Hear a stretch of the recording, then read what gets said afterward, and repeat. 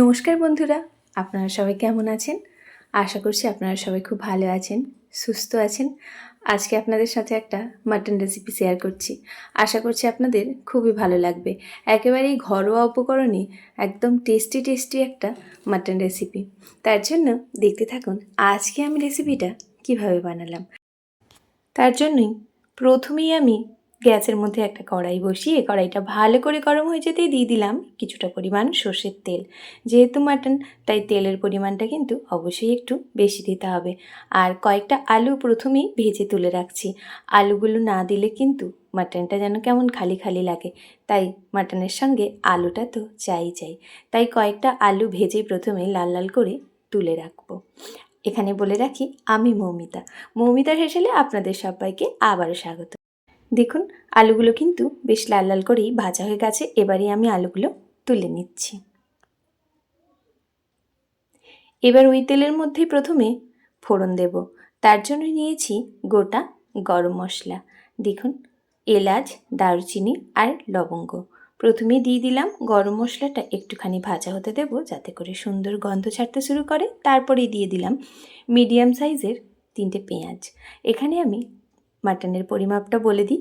মাটনের পরিমাপটা ছিল 800 গ্রাম, তাই আমি এখানে মিডিয়াম সাইজের 3টে পেঁয়াজ ব্যবহার করছি। এবার টেস্ট অনুযায়ী দিয়ে দিচ্ছি লবণটা দিয়ে প্রথমে পেঁয়াজটা কিন্তু ভেজে নিতে হবে 2 থেকে 3 মিনিট পর্যন্ত। পেঁয়াজটা দেখুন ভাজা ভাজা হয়ে গেছে। ঠিক এই পর্যায়েতেই আমি এখানে অ্যাড করছি বেটে রাখা রসুন আর শুকনো লঙ্কা। আমি এখানে শুকনো লঙ্কাটা আজকে বেটে ব্যবহার করেছি। ঝালটা যেরম পরিমাপ দেবেন সেই অনুপাতেই কিন্তু শুকনো লঙ্কা ব্যবহার করবেন। এখানে 2টো বড় সাইজের রসুন আর 15টা মতো শুকনো লঙ্কার ব্যবহার করেছি। তার সাথেই দিয়ে দিলাম 1 টেবিল চামচ আদা বাটা আর একটা টমেটো। এবারেই সব মশলাগুলো ভালো করে প্রথমে কষিয়ে নিতে হবে যাতে করে রসুন আর আদার কাঁচা গন্ধটা একেবারেই না থাকে। সেই পর্যন্ত কিন্তু ভালো করে প্রথমে কষিয়ে নিতে হবে। এখানে বলে রাখি, যে সকল বন্ধুরা আজকে আমার চ্যানেলটা নতুন ভিজিট করছেন, যদি আমার এই রেসিপিটা ভালো লাগে তাহলে প্লিজ একটা লাইক, কমেন্ট, শেয়ার, সাবস্ক্রাইব করতে ভুলবেন না। দেখুন মশলাটা আমার কষানো হয়ে গেছে। এবারেই এর মধ্যে প্রথমেই আমি দিয়ে দিচ্ছি মাটনের চর্বিগুলো, কারণ মাটনের চর্বিটা দিয়ে দিলে কিন্তু খুব সুন্দরভাবেই মশলা থেকে দেখবেন তেল ছাড়ছে, আর রান্নার টেস্টটাও কিন্তু বেশ ভালো লাগে। তাই প্রথমেই মাটনের চর্বিটা দিয়ে প্রায় 5 থেকে 7 মিনিট আবারও আমি কষিয়ে নেব। এবারেই আমি এখানে দেখুন অ্যাড করলাম হলুদের গুঁড়ো। আমি প্রথমে হলুদের গুঁড়ো ব্যবহার করিনি, কারণ মশলার প্রথমেই যদি হলুদের গুঁড়োটা ব্যবহার করেন সেক্ষেত্রে কিন্তু মশলাটা কড়ার তলাইতে লেগে যাওয়ার একটা ভয় থাকে। তাই হলুদের গুঁড়োটা কিন্তু মশলা কষানোর পরেই দেবেন। দেখুন সুন্দরভাবেই কিন্তু চর্বির সাথে মশলাটা কষানো হয়ে গেছে। এবারেই আমি এর মধ্যে অ্যাড করে দেব ম্যারিনেট করা মাটন। মাটনের মধ্যে আজকে ম্যারিনেট করেছিলাম টক দই 1/2 কাপ, আর দিয়েছি সর্ষের তেল 2 টেবিল চামচ, 1/2 চা চামচ গোলমরিচের গুঁড়ো, আর দিয়েছি অল্প একটুখানি লবণ দিয়ে মেখে আমি 3 ঘন্টা মতো রেখে দিয়েছিলাম। মাটনটা যত বেশি ম্যারিনেট করে সময়ে রাখবেন রান্নাটা কিন্তু ততটাই ভালো হয়, আর মাটনটা ততটাই বেশি সফট হয়। চাইলে কিন্তু আপনারা হোল নাইটও রেখে দিতে পারেন এইভাবে ম্যারিনেট করে।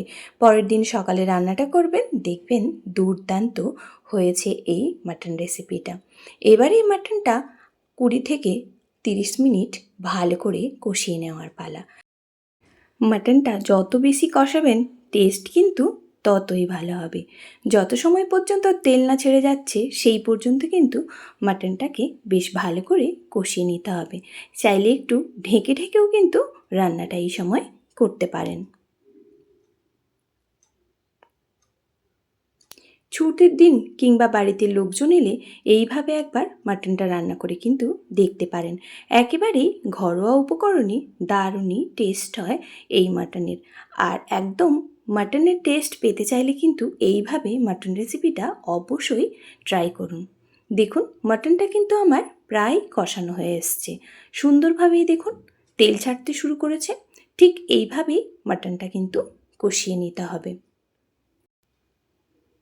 দেখুন কতটা সুন্দরভাবে তেল ছেড়েছে। ঠিক যত সময় পর্যন্ত এরম কালার আর তেল না ছাড়বে সেই পর্যন্ত কিন্তু মাটনটা বেশ ভালো করে কষাতে হবে।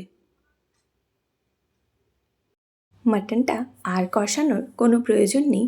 এবারেই আমি উষুম গরম জল দিয়ে ৪৫ মিনিট মতো ঢেকে রান্নাটা করে নেব।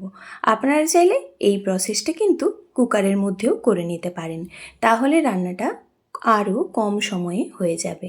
তা না হলে একেবারেই মাটনটা এবার আমি দমে বসাবো, যার জন্যই দেখুন বেশ অনেকটা পরিমাণ জল দিয়ে দিয়েছি। এবারেই ঢেকে পুরো ৪৫ মিনিট আমি ঢেকে রেখে দেবো। ৪৫ মিনিট ঢেকে রেখেছিলাম একেবারেই মিডিয়াম ফ্লেমে। তারপরেই দেখুন কতটা সুন্দরভাবে মাটনটা আমার সেদ্ধও হয়ে গেছে আর কালারটা কতটা ভালো হয়েছে সেটা দেখেই বুঝতে পারছেন। এবারেই আমি এর মধ্যে কিন্তু আলুটা অ্যাড করে দেব, আর আলুটা দিয়ে আরও ১০ মিনিট ফুটিয়ে নেব। তারপরে গরম গরম ভাতের সাথে এরম একটা মাটন খেয়ে দেখুন কেমন লাগলো আমার কমেন্ট বক্সে জানাতে কিন্তু কোনোভাবেই ভুলবেন না। গরম গরম ভাতের সাথে এরকম মাটনের ঝোল থাকলে আর কিন্তু কিচ্ছুটি লাগে না। তাই ছুটির দিন কিংবা বাড়িতে লোকজন এলে এরকম অল্প উপকরণে মাটনের ঝোলটা একবার বানিয়ে দেখতে পারেন, আর কতটা ভালো হয়েছে সেটা না খেলে কিন্তু বুঝতে পারবেন না। তাই আপনাদের কাছে রিকোয়েস্ট করব এইভাবে একবার মাটনটা বানিয়ে দেখুন, আর কেমন হলো অবশ্যই কমেন্ট বক্সে জানিয়ে যাবেন। এবারেই গরম গরম ভাতের সাথে এরকম মাটনের ঝোল খেয়ে দেখুন তো কেমন লাগে। এতটা সময় আমার সঙ্গে থেকে আমার এই রেসিপিটা দেখার জন্য আপনাদের অসংখ্য ধন্যবাদ। ভালো থাকবেন, সুস্থ থাকবেন। আবারও আপনাদের সঙ্গে দেখা হবে ঘরোয়া কোনো রেসিপিতে। আর জানিয়ে যেতে ভুলবেন না কার কার এরকম মাটনের রেসিপি ভালো লাগে।